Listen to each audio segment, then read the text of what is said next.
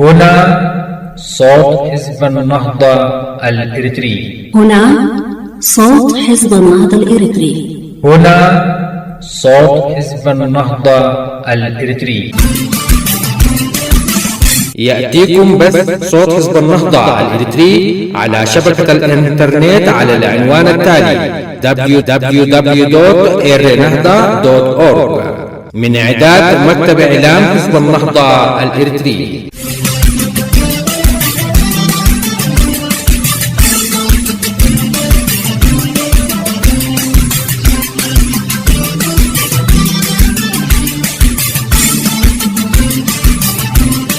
صوت حزب النهضة الإريتري من أجل إسقاط نظام الهكتف الشمولي وتعريته وإحلال البديل الديمقراطي الملبي لتطلعات شعبنا. هنا صوت حزب النهضة الإريتري. كما يعبر عن معاناة المستضعفين من أبناء شعبنا الإريتري. مستمعينا الأعزاء في كل مكان، أعضاء ومؤيدي حزب النهضة الإريتري أينما كنتم، السلام عليكم ورحمة الله وبركاته. من القسم العربي في إذاعة صوت حزب النهضة الإريتري، صوت النضال المستمر حتى تحقيق أهداف شعبنا في العدالة والديمقراطية، نهب بكل مواطن إريتري حر في داخل إريتريا أو خارجها أن يكون قلعة حصينة في التصدي والصمود، وصوتا مدويا بالحق في وجه عصابات النظام الدكتاتوري الإريتري الذي يعبث بمستقبل شعبنا وأرضنا.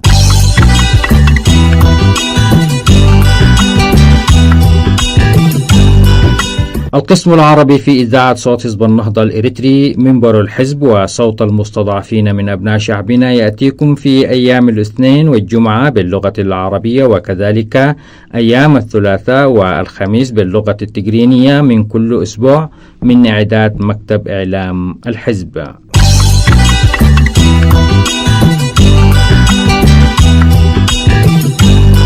تتابعون أولى فقرات بثنا اليوم الجمعة 5 يناير 2018، النشرة الإخبارية، وتليها فقرات من التعليقات والتقارير واللقاءات السياسية التي تسلط الضوء على مجريات الأحداث في داخل إريتريا وخارجها، وكذلك التطورات الداخلية للحزب. وقتا طيبا وسعيدا نتمناه لكم مستمعينا الكرام أينما كنتم، مع فقرات بث القسم العربي في إذاعة صوت حزب النهضة الإريتري. أما الآن ندعوكم لمتابعة نشرة الأخبار، وهذه عناوينها.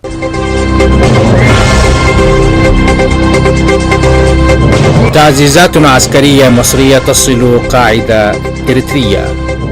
آلاف من اللاجئين الإريتريين الهاربين من بطش النظام الإريتري يواجهون خطر الترحيل لبلادهم. الجيش السوداني تسلم المنافذ الحدودية وتأكيد بوصول أسلحة مصرية إلى معسكر ساوى سيء الصيت.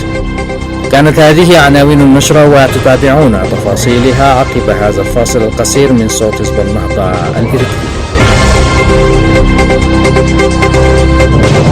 أهلا بكم مرة أخرى مستمعينا الكرام في صوت حزب النهضة الإريتري، وإليكم نشرة الأخبار. كشفت مصادر خاصة لمراسل الجزيرة في إثيوبيا عن وصول تعزيزات عسكرية من مصر تشمل أسلحة حديثة وآليات نقل عسكرية وسيارات دفع رباعي إلى قاعدة ساوى العسكرية في إريتريا، وتعتبر قاعدة ساوى التي تقع في إقليم القاش بركة المحاذي للسودان في حدوده الشرقية المقر الرئيس لتدريب جنود الخدمة الوطنية.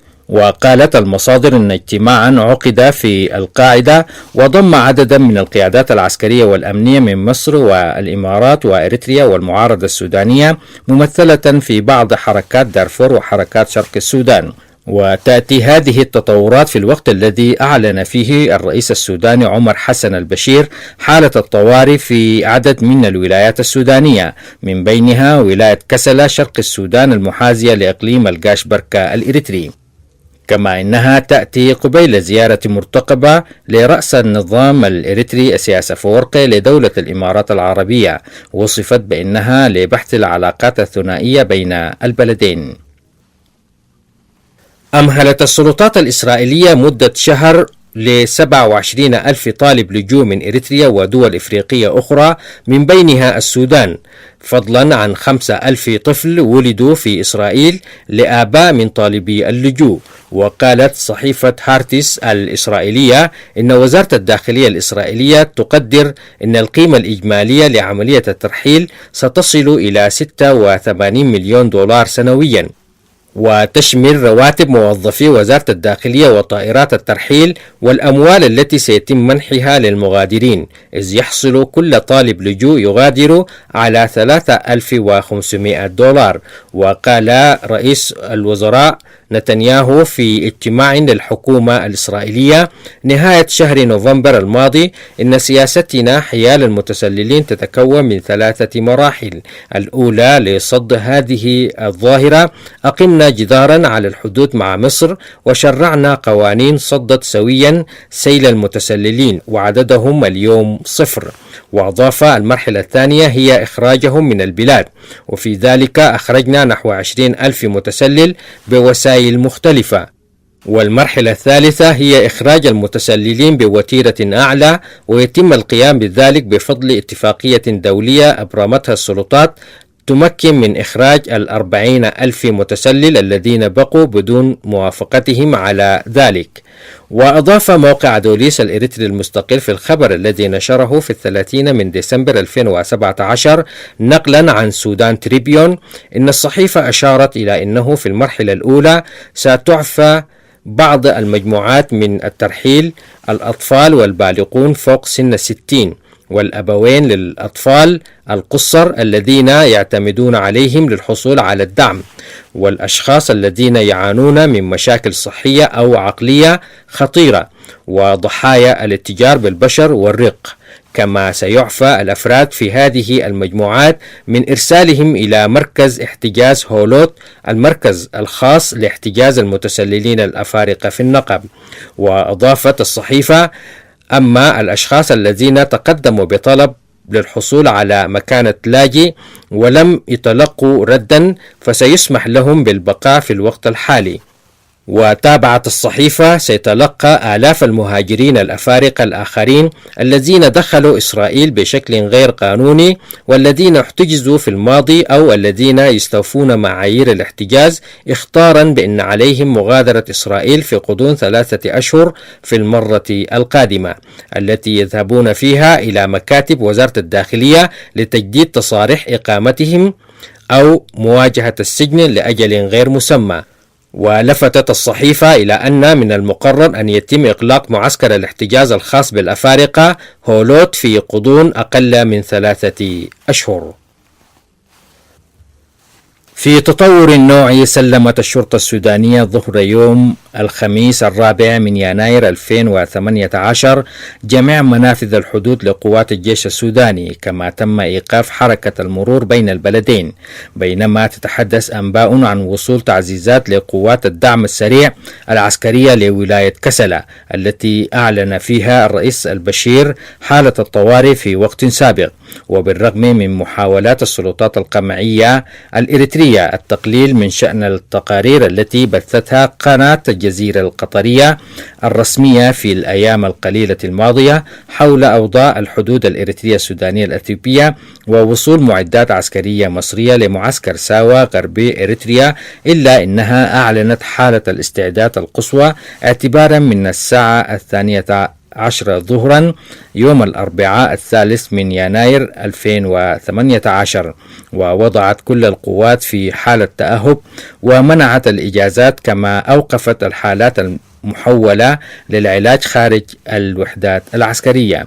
جاءت هذه الترتيبات بعد أنباء عن إعلان القوات الأثيوبية لحالة الطوارئ ووصول تعزيزات لحشود من الجيش الأثيوبي على الحدود مع إريتريا. هذا وقد أكدت مصادر مطلعة لموقع دوليس الإريتري المستقل قيام طائرات نقل عسكرية إماراتية بنقل معدات وأسلحة عبر جسر جوي بين مصوع وساوا، استمر لمدة 2 أسبوع حتى 2 من يناير الجاري. تم خلالها ترحيل مدافع ميدان وأنظمة دفاع جوي ومدرعات وشحنات عسكرية وأسلحة وذخائر من مختلف العيارات. إلى ذلك أفادت مصادر بإقليم شمال البحر الأحمر أن الشحنات استجلبت من مصر إلى مرفأ حسمت 40 كيلو متر شمال مصوى بواسطة باخرة مصرية اسمها محروسة، كانت قد وصلت إلى الشاطئ الإريتري في 16 من ديسمبر الماضي.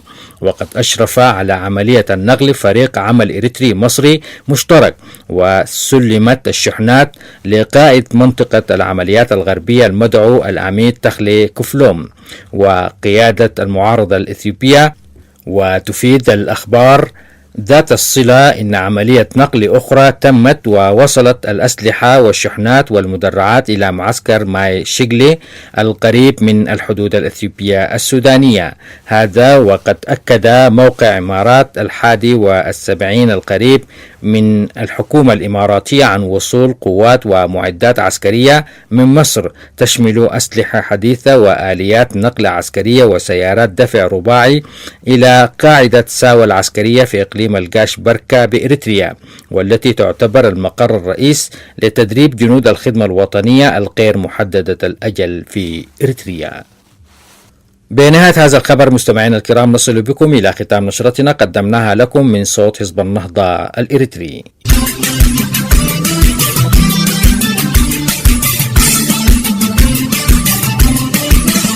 هنا صوت حزب النهضة الإريتري. هنا صوت حزب النهضة الإريتري. هنا صوت حزب النهضة الإريتري. وما البدا من قبي بلعبتكم بلوسو بناكم ما مودق بديكم تروسو تاريخ عبي حدكم سرقت لبوسو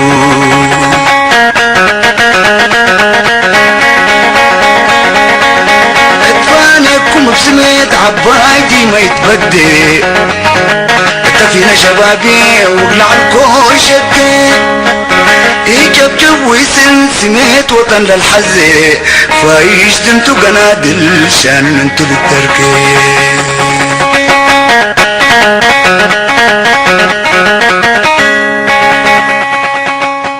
نجدد لكم التحية مستمعين الكرام من القسم العربي في صوت حزب النهضة الإريتري. وفيما يلي تتابعون مقالا بعنوان أدركوا التراث الإريتري قبل الاندثار بقلم المهندس سليمان دارشي.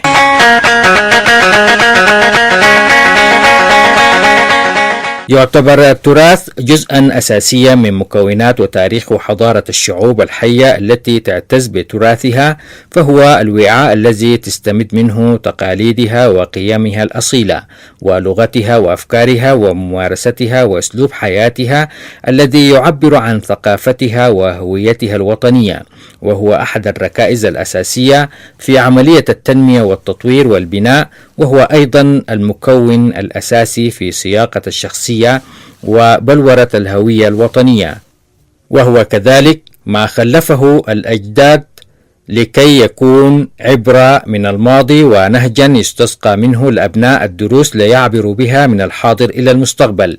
لذلك فإن أي نهضة لا تصل ماضي المجتمع بحاضره وصولا إلى مستقبله تكون محدودة المدى موقوتة التأثير، لأن جذورها لم تضرب في قلوب أفراد المجتمع ووجدانهم. وفي إريتريا تراث وتاريخ متنوع متجدد عميقا في ذاكرة الزمن والحضارة، ويتكون هذا التراث العظيم من مظاهر متعددة ترتبط بتاريخ الشعب الإريتري منذ نشأته إلى عصرنا الحالي، وهذه المظاهر بعضها حضاري ويتمثل في الآثار والنقوش والمسلات والشواهد وشكل وتصميم المباني والمساجد والكنائس القديمة، والبعض الآخر يتمثل في المهارات والصناعات التقليدية والأعمال والحرف اليدوية والطب الشعبي والمهن النقلية التي تتوارثها الأجيال جيلا عن جيل بالأخذ المباشر وبالخبرة العينية والسمعية والعملية إلى وقتنا الحاضر. والمظهر الثالث هو الذي يتمثل في العقائد والحكايات المأثورة والحكم والشعر والأمثال والقيم والأخلاق السمحة والعادات والتقاليد الكريمة والأعياد وكيفية الاحتفال بها وشكل طقوس الاحتفال وطرق الزينة والملابس وشكلها وأشكال البيوت التراثية المتنقلة وزينتها والأدوات وطريقة تقديم الفنون مثل الموسيقى والرقص والغناء والألعاب وأشكال العلاقات الاجتماعية والأعراف والعهود وطرق التعبير عن الفرح أو الحزن إلى آخره. والمظهر الأخير يتمثل في الأحداث والوقائع والمواقف التاريخية التي شهدتها البلاد على مر العصور والأزمان والأبطال الوطنيين الذين خلدوا أسماءهم في صفحات التاريخ القديم والحديث. كما أن للتراث الإريتري امتدادات كبيرة، فهو ليس منقلقا على شعب إريتريا، بل إنه يمتد ويتفاعل مع تراث كل البشر بمختلف أوطانهم وقبائلهم وشعوبهم وقاراتهم وبعدهم الثقافي، لأن الإنسانية مشتركة كلها في تراثها القديم. هذه هي بعض المظاهر من التراث الإريتري الذي أخذه الخلف من السلف، وكان الأمل معقود على أن تقوم حكومة الهيغدف التي استلمت عشية الاستقلال مقاليد الحكم في البلاد بتدوينه وتوثيقه وحفظه، ولكن للأسف والحسرة لا يوجد حتى هذا اليوم أي تدوين وتوثيق يذكر، وهذه جريمة من جرائم هذه الطغمة الحاكمة للبلاد، حيث عملت بقصد وبلا هوادة لطمس وتزوير هذا التراث والوقوف بالضد من تطلعات الشعب الإريتري، بل ذهبت هذه الطغمة المتخلفة إلى أبعد من ذلك بكثير عندما حاولت تكرارا صياغة وجدان وهوية هذا الشعب العظيم بما يوافق نهجها المجرد من كل القيم والأخلاق بصورة يستحيل فيها التعايش السلمي مع مكونات الشعب أو الحفاظ على تراثه الوطني ومكتسباته الوطنية الأخرى.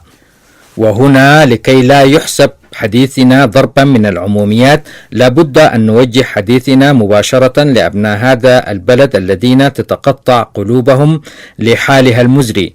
نقول لهم: التفتوا إلى هذا الخطر والتنبه منه، وأولوا تراثكم الوطني جل اهتمامكم وكبير عنايتكم للم أشتاته وحفظه حتى لا يندثر، باندثاره يكون لا سمح الله لشعبكم قد فقد كل معتقداته ومقومات الحياة الراهنة وكل الأسس الثابتة التي ستبنى عليها الحياة المستقبلية. نقول هذا القول لأن هذا التراث الذي تسعى حكومة الهيغدف الحزب الحاكم إلى طمسه وتدميره هو أكثر من التراث، لأنه فيه تزدهر الشخصية الإريترية وتنمو ملكاتها بحيث تحقق ذاتها في كل مجالات الخلق والإبداع. إذن نحن محتاجون للبحث عن سبل لمواجهة هذا النظام الذي يرمي إلى هدم الشخصية والهوية الوطنية وتحطيم التراث الوطني، ولعل أجدى المواجهة هي النزول إلى ساحة العمل للشروع فورا في تدوين وتسجيل وتوثيق كل التراث من كل حفظته من معمرين وغيرهم المتواجدين داخل البلاد وخارجها قبل أن يذهب هؤلاء وبنهايتهم تضيع الفرصة ويركب الجميع ندم يأكل الأفئدة.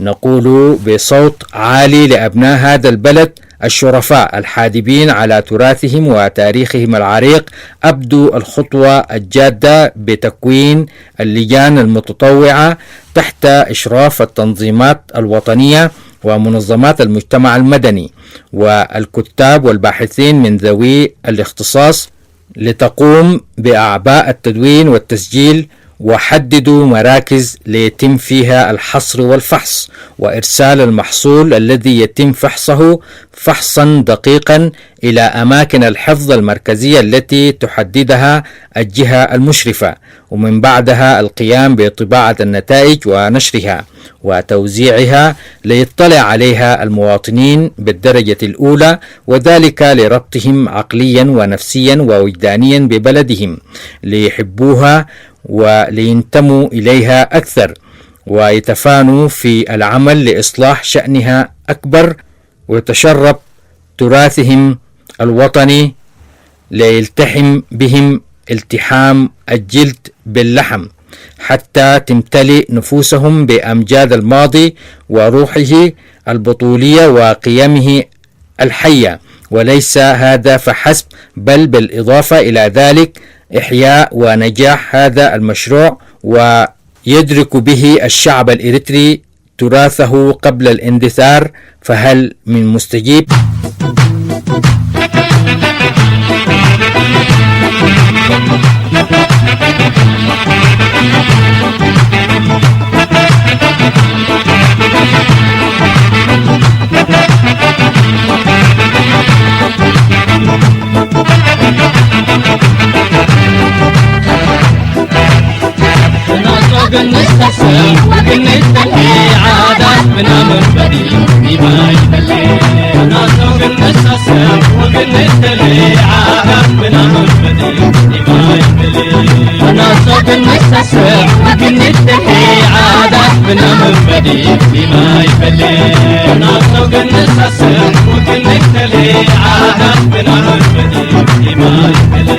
قميص بنا وسرافل والسدير يتوب بالله، قميص بنا وسروال والسدير يتوب بالله، كمل بنا نافي وفرس بنا جنقلاي، كمل بنا نافي وفرس بنا جنقلاي، وسيف فتود وكونات فارس رفعهم بالوداي، وسيف فتود وكونات فارس رفعهم بالوداي، عادات بنا من بديل كنبوب بنا وحلاي، كنبوب بنا وحلاي، بنا سوق النساسي وقل الدلي، عادات بنا من بديل دماء بلي، عادات بنا وصال إلا من عادات بنا، عادات بنا وصال إلا من عادات بنا، رؤيت بنا والدرب الذي وحش وتهيبنا، رؤيت بنا والدرب الذي وحش وتهيبنا،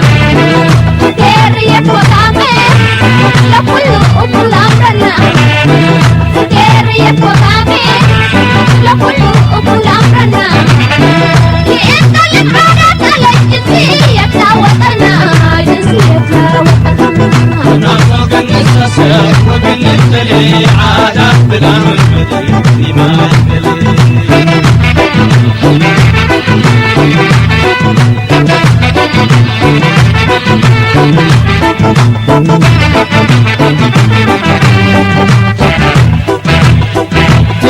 أنا شليت تلدي مدي بنات ماسي، أنا شليت تلدي مدي بنات ماسي، الصوم يا وكدا وكسكس مثل ماركتي، الصوم يا وكدا وكسكس مثل ماركتي، ديما نبر مثلنا عادات بنايبتي، ديما نبر مثلنا عادات بنايبتي، كيكي بنا وكدا بيبوش مثل وردي، بيبوش مثل وردي، ناسوق النساسة وقل الدلي، عادات بنا مرمدي دماء بلي، الاتريا مدرنا لو من عادات السكينة، الاتريا مدرنا لو من عادات السكينة، كتاب دينا حتى وحنا بيا هلينا، كتاب دينا حتى وحنا بيا هلينا،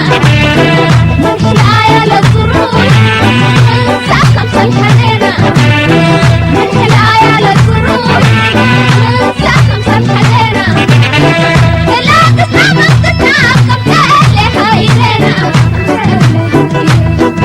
ناسوق النساسة وقل الدلي، عادات بلا منطقي دماء بلي، ناسوق النساسة وقلت لي عادات بنا منبدي ما يبدي ناسو كل السسر وقلت لي عادات بنا منبدي ما يبدي لالي خوي لالي إذا التوالي لالي خوي لالي إذا التوالي على قرب شلي ملي إذا التوالي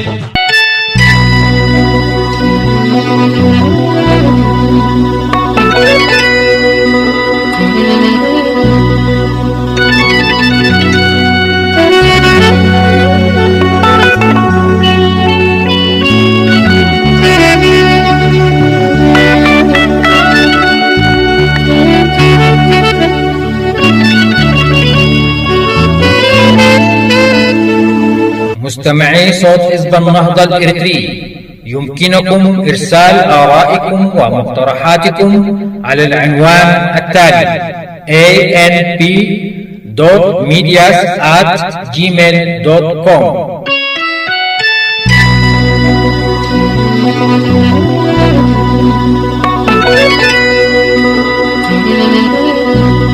كما يسعدنا مستمعينا الأعزاء أن نرد على كل مقترحاتكم واستفساراتكم بكل اهتمام وتقدير.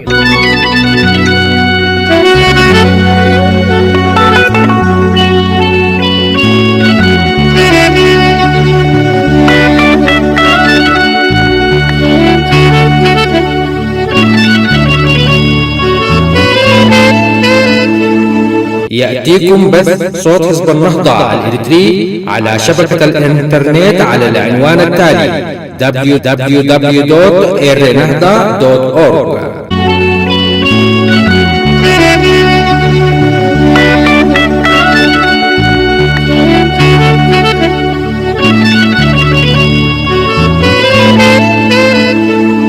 مستمعينا الأعزاء في كل مكان، متابعي برامج صوت حزب النهضة الإريتري، بنهاية هذه الفقرة نصل وإياكم إلى ختام برامجنا التي عديناها لكم من إعلام حزب النهضة الإريتري لهذا اليوم. مستمعينا الأعزاء، إلى أن نلتقيكم في برنامجنا القادم، نترككم في رعاية الله وحفظه. هنا صوت حزب النهضة الإريتري. هنا صوت حزب النهضة الإريتري. هنا صوت حزب النهضة الإريتري.